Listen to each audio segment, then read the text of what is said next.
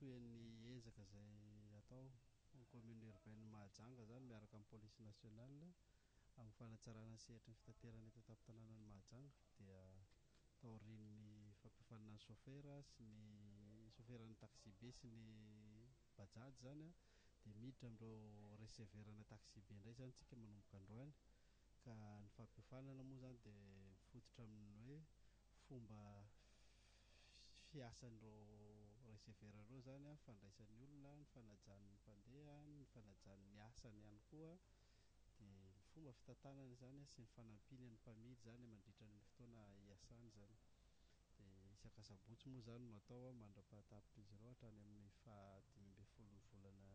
février any ho any zany no hanatanterahana izay fampihofanana izay.